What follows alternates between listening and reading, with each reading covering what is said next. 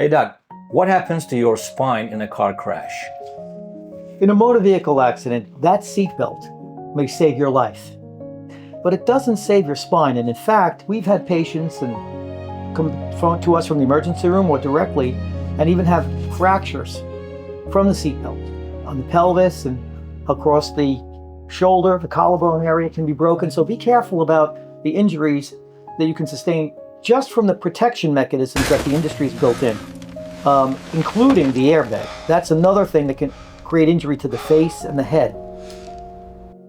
During the accident, you undergo, even at a low velocity, translational motion. So like 1 + 1 = 2. But when you're in the accident or you're in the car as the passenger, you undergo an exponential force increase. It's called angular momentum. So angular momentum is what you undergo, but your car is translational.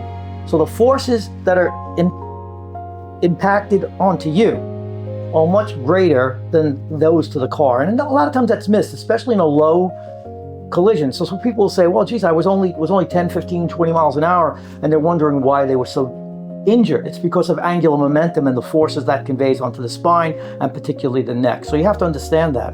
And the way we document that injury to the neck, which may not be in every office, in fact, I don't know really of any other office that has it, is we do a ligamentous laxity test after we take your x-rays in flexion and extension.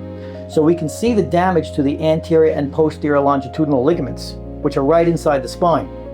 So once they're torn, they create a lot of motion and they can create problems for you in terms of pain. And so you should document that and you should know it exists, particularly before somebody starts to manipulate in any way, shape, or form, in my opinion.